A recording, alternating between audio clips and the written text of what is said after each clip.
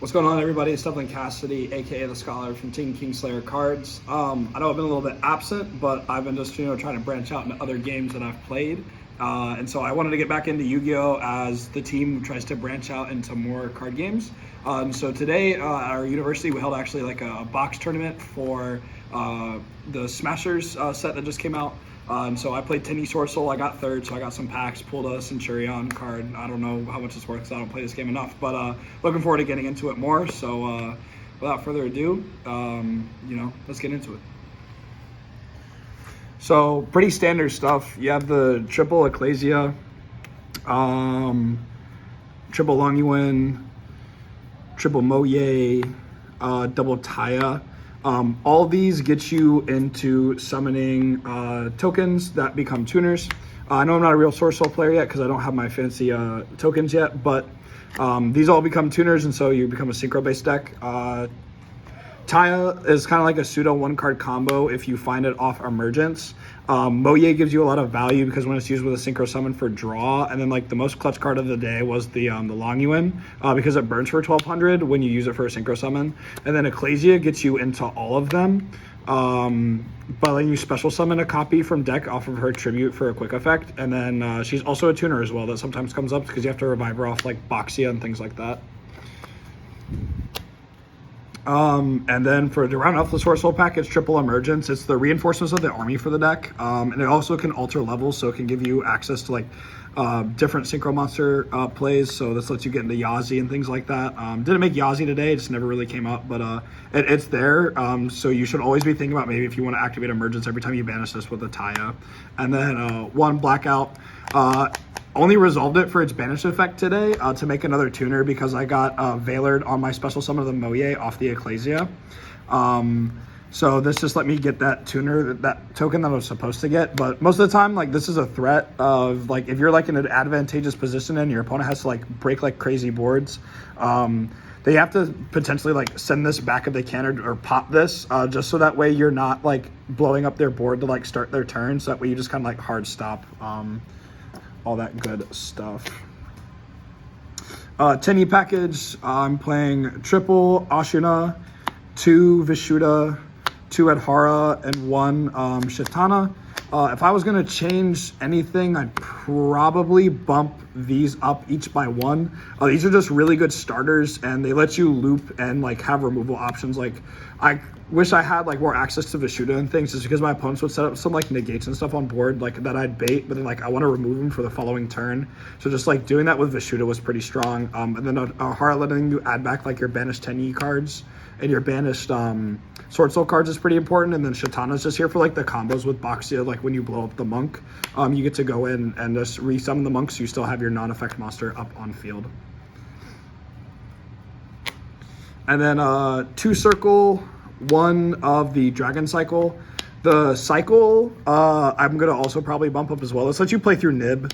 I didn't respect the Nib one game and I got really punished for it. Like, it lost me that. So shout out Lino because he's cracked. But it just lets you play through Nib because if you haven't activated any of your Tenyis at that turn, you're just going through like pure Swordsoul. It lets you pivot and then you get access to all of your effects just because that Nib token that you have is a non-effect monster. So then you just go crazy because you like added Hara to your hand, pitch Ashuna, and then you just go and make free H, go Boxia, like, and pop stuff, and then continue to extend from there.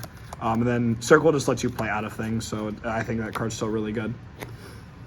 On the hand traps, triple Imperm because card's broken. And with the Imperm, we play 3 Veiler.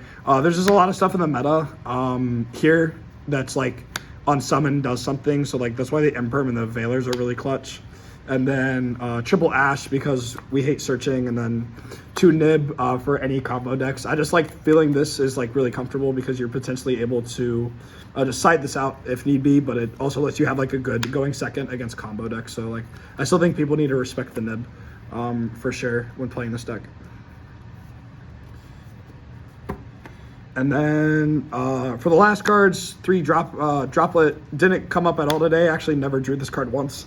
And then 2 Desires just to unbrick yourself. But that's pretty much it. Drop Those pretty good because it can get you your Tenyis in the graveyard if that matters. If you have the like face up non-effect monster, so that way you can just like negate cards and go have your extenders in the graveyard and go crazy. For the extra double Yugioh, because it's pretty standard, this lets you like search any Swordsoul card. So this is like lets you be an extender. You can chain block this with Moye. So like if you want to go, if your opponent thinks they have an Ash, you can have the Moye be the chain link 2 and this be the chain link 1. So that way they Ash the Moye draw, and then you still get your search. But if you know they don't have Ash, then you can just essentially go chain link 2 with the Yugioh and chain link 1 with the Moye. So then you get to draw into potentially non-engine for interruption. Like lets you draw into those hand traps if you haven't found those yet. And then it's also a walking imperm because you get to banish a Swordsoul card from your graveyard and then negate a face-up monster effect on the field. Chaining, this card's good. This card can reduce your opponent's attack points. Like Lino found out the hard way. He forgot that last part of that effect. But it gets 100 for everything. It gets 1 thing for everything banished because we couldn't do the Swordsoul takeover. But he's good with the blackout board. So you set up this with blackout and then you prevent him from being destroyed by banishing a card from your graveyard when blackout attempts to destroy this, because this can't be destroyed by card effects. And then you just really punish your opponent because then you get to banish 1 from field and 1 from graveyard. So like this card's like actually cracked. Put some respect on the Chen Ying. And then actually my favorite card in the entire extra deck is the Sinister Longyuan. This card is sometimes in situations where your opponent like isn't like super combo heavy and they just have like some basic plays that they need to do. This is 2 interruptions versus Baron's 1, which Baron can hit anything, but this can like pseudo hit anything. This hits a special summon. As well as letting you hit an effect or a spell or trap. It doesn't negate, but it does banish. So like if they're like continuous effects or things like that need to stay up on the board, this card's like insane value.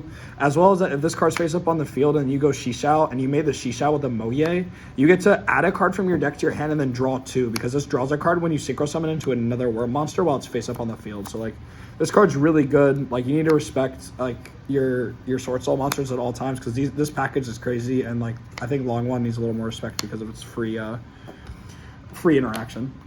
Because it also burns for 12, which matters in like game and time sometimes. 2 Boxio, this card's combo crazy. Like this is your board breaker.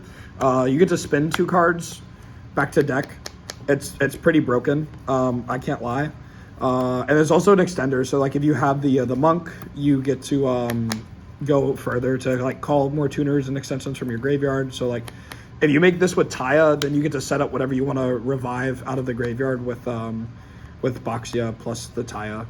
1 Yazi, this card is here to trade and then get you value after you trade with a monster.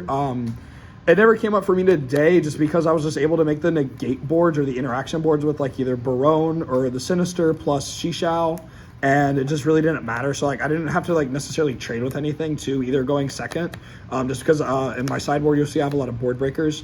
Just that way I don't have to like commit resources into trading with 1 card, because then over time you lose the ability to trade well. So that's why Yazi's in there. Chaofeng's broke because you can turn off effect failure, you can turn off Nibiru, you can turn off a lot of the good light hand traps because of this card, although like you have no like anti-nib combo. The only way you really get the anti-nib combo in Swordsoul is if you open like Moye plus like a worm plus a Longyuan to make Baron as your first synchro, so that way you can negate the Nibiru if they attempt to activate you while you're comboing, because Chaofeng's effect a special summon like via Boxio like with a combo has you lose out on advantage a lot because it's like 6 summons, so they can already tag you with the Nibiru at the right time. But it lets you add a tuner and stuff when it's destroyed, so it's a really good follow-up. 1 Adamancipator Dragite, never made it because I was locked into worms most of the time I was doing my extensions. 1 Draco Berserker, I made this once today just to banish into my Dino matchup. Won me that game, but I couldn't clutch out the round. And then 1 Baron, because shout out for this card getting reprinted so I could get back into Yu-Gi-Oh! But yeah, Baron's an Omni Negate and can destroy something once per turn, so you can't really like ask for anything better. And then for the links, Triple Monk, if I want to become a broke boy and grab a SP Little Knight, this is what it becomes. But yeah, you'll cut a monk for the SP, and then you'll play the shaman. Didn't make this today, but like there's situations where this sometimes can save you, especially like reviving Boxia and stuff. So like you have to respect it at some points, but I just haven't made it yet, and I've been playing the deck now for only like 2 weeks, so it's pretty good. And then for the side, 2 Ghost Bell. I figured out this deck has a terrible Dark World matchup, like if they skill drain you or whatever, so you just want to be able to stop their effects, and so Ghost Bell is how you can do that. And then the 1 Nib, if you're still playing against combo, then you have like the 3rd, like going 2nd. This is pretty good. So that's it for your monsters. To beat out boards, 3 Dark Ruler No More. This card is like crazy. You guys should be playing this card. It got reprinted, so you can get it really pretty, or like basic UR like I have. Double Storm, it's limited to 2. Fun fact, if your opponent special summons a Dino Jureg token, you can't activate this. So like that's what lost me the round, was he gave me the 1 card, because I did open this and I just couldn't break his board. 1 Duster for Floodgate stuff. Some people were playing Trap Tricks, so I just didn't want to be like, oh, gotcha, with a bunch of trap holes, because unlike Labyrinth and other decks that play the Floodgates, Trap Tricks can't really like get a bunch of value off of just activating a Duster in response, like Labyrinth can, just chaining all their furnitures and traps and stuff. So that's it for that. And then 1 Called By, just if your opponent's playing a lot of hand traps and you expect to side it into more. I don't main it because I don't think you need to, but it's definitely like sideboard worthy because Ash and Veiler and other things. And then for traps, Triple Evenly. I don't think I resolved this card, but like this card's really good. Again, you just want board breakers and banishing cards face down. Not only like prevents your opponent from getting them back, but like against chaining that matters, because you just get more attack and defense on your chaining and lower their opponent's attack and defense because of all the banished cards. So this card can trade up really well. And then 2D barrier. If you have to side, like for you going into first, like you going into like a Swordsoul mirror, just saying hey, no synchros, or playing against like branded.